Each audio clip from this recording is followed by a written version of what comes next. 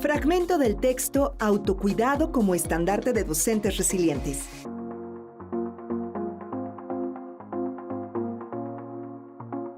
A lo largo de la historia, la figura docente ha transitado por múltiples escenarios que la han dotado de distintas particularidades y abonan a la significación de su rol en la sociedad. De ser quienes poseen el conocimiento, han pasado a ser acompañantes de viaje, de niñas, niños y adolescentes, mentores que guían desde su propia falibilidad, con su propia humanidad cargada, al igual que sus alumnos, de emociones, sentimientos, miedos y pasiones. Semadeni 2019. Esta situación pone de relieve que antes de hablar de profesionales en la educación, hay que considerar que son personas que viven y sienten. Por lo anterior, la innovación educativa debe dirigir la mirada hacia el colectivo docente y reconocerlo como coprotagonista de los procesos educativos para contribuir a la resignificación de su labor humana. De esta manera, erradica los estigmas sociales de figura autoritaria y sin tiempo para la emocionalidad que la rodea, sobre todo en estos últimos años en los que el sistema educativo mexicano ha sido golpeado por la pandemia por COVID-19. Un escenario que sin duda ha impactado de manera directa en la vida de los docentes a nivel mundial. Derecho a la salud. El artículo 4 de la Constitución Política de los Estados Unidos Mexicanos, Secretaría de Gobernación 2021, asegura que quienes viven y transitan en la República Mexicana tienen derecho a proteger su salud. Esta debe abordarse desde una perspectiva holística, pues implica un estado completo de bienestar que comprende las dimensiones física, cognitiva, emocional, espiritual y social de las personas. La falta de alguna de estas impacta de manera negativa en la actitud, la interacción, sus responsabilidades y sus actividades cotidianas. La salud mental refiere a un estado de bienestar en el que la persona realiza sus capacidades para hacer frente al estrés normal de la vida, de trabajar de forma productiva y de contribuir a su comunidad. Organización Mundial de la Salud, 2018. Así, puesto que la salud mental se relaciona directamente con una buena calidad de vida que se refleja en el actuar docente, en sus prácticas y en su estado de ánimo, es indispensable que los docentes trabajen con creatividad en el desarrollo de recursos personales y colectivos. De esa manera, pueden construir y poner en práctica estilos de vida saludables que coadyuven a su bienestar y les permita enfrentarse a los retos cotidianos. Al mismo tiempo, contribuirán a proporcionar un trato digno y respetuoso a los estudiantes y a la comunidad escolar en general. Autocuidado. El autocuidado está de la mano de la salud mental. Es decir, las prácticas de la vida cotidiana y las decisiones que realiza una persona para cuidar su salud, las cuales implican prácticas y destrezas aprendidas a lo largo de la vida que se llevan a cabo por decisión propia, tanto para fortalecer o restablecer la salud como para prevenir la enfermedad. Por tanto, responden a la capacidad de supervivencia de las personas y se ven influenciadas por la cultura a la que pertenecen. Gobierno de Chile, SF. A partir de tal definición se entiende que el autocuidado representa una experiencia de autorreflexión y acción que forma parte de la vida cotidiana.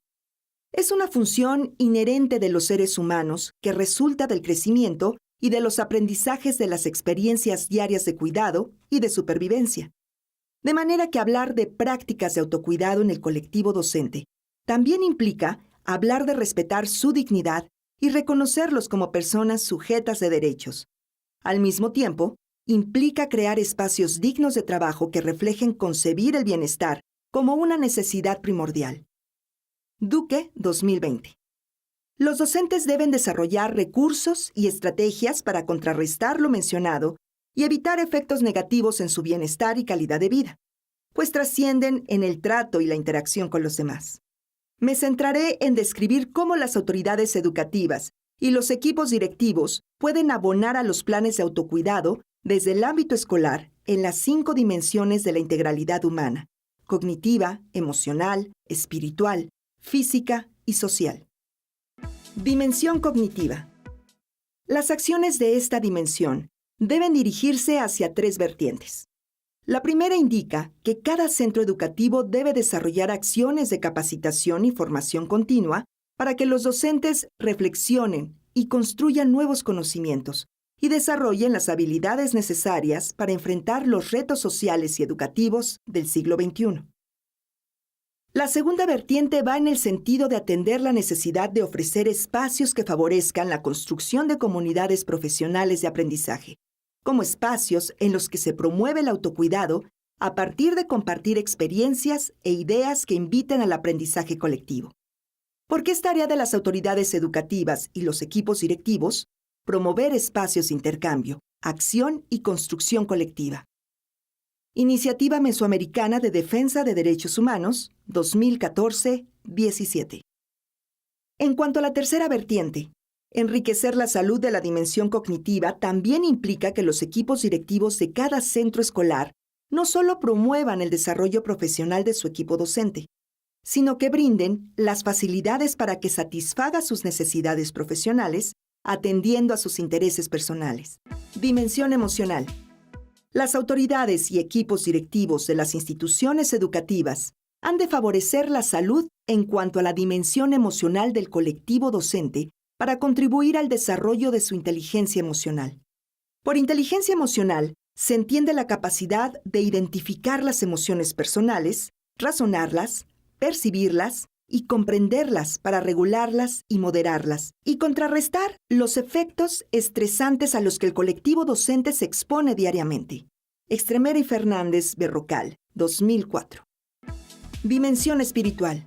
Respecto de la dimensión espiritual, implica un proceso íntimo de encuentro con uno mismo que da sentido y significado a la experiencia de vivir y sus prácticas, pues éstas impactan directamente en el ser y en el hacer de las personas profesionales. Krampotik, 2016.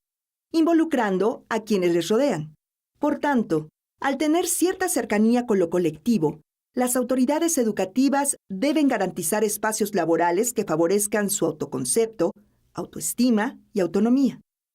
Esta tercera dimensión busca contribuir a alejar las estigmatizaciones sociales sobre ser un buen docente en cuanto a trabajo y actitud que lo sobrecarga de expectativas irreales e incongruentes, para reconstruir y resignificar su labor, de manera tal que no solo visibilice su papel de promoción y defensa de los derechos humanos, sino que los ejerza plenamente, reconociendo su derecho a equivocarse y a cambiar de opinión a partir de sus niveles personales de autoexigencia, reivindicando la alegría como eje rector de sus tareas y favoreciendo el placer de ejercer su labor para lograr el equilibrio entre mente, cuerpo y espíritu. Guerrero y Hernández, 2020. Dimensión física. En momentos de tensión y ansiedad, la mente parece ir a un ritmo mucho más rápido de lo que el cuerpo puede seguir. Kalala, Fondo de Mujeres, 2020, 4. Por ello, es indispensable profundizar en la dimensión física de los docentes, la cual deben facilitar las instituciones escolares y sus equipos directivos, respetando los umbrales de estrés y cansancio de cada docente, pues de esa manera no sobrecargan ni el cuerpo ni la mente. Dimensión social.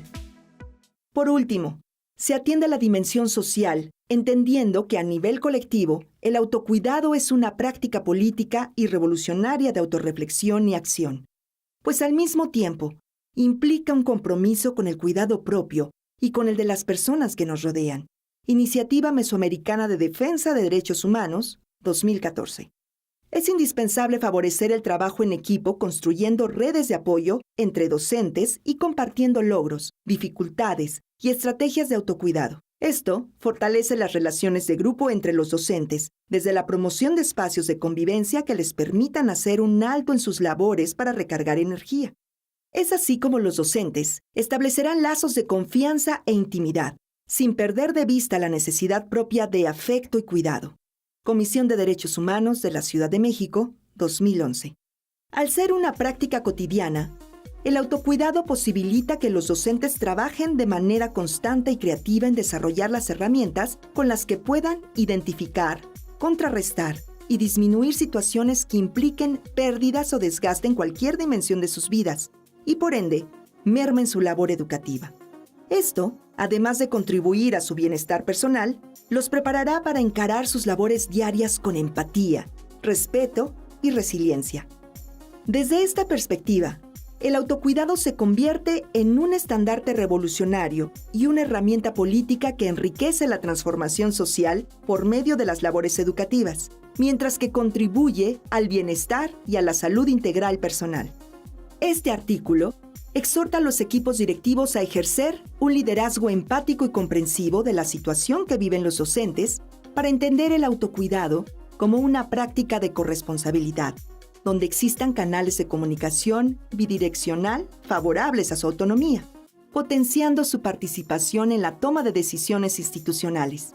Así, las iniciativas del colectivo docente encaminadas a construir propuestas institucionales que permitan adoptar a las prácticas de autocuidado como parte de la cultura organizacional del centro escolar deben tomarse en cuenta y apoyarse. También es un llamado a los docentes para que reflexionen y propongan desde los contextos cotidianos de su trabajo el ejercicio de sus derechos, porque al ser figuras importantes en la vida de niños y adolescentes, se espera que vean aterrizados la defensa, la promoción y el ejercicio de los derechos humanos en su labor educativa. En la medida en que el colectivo docente se reconozca como titular de derechos, reconocerá el valor de la dignidad inherente que posee.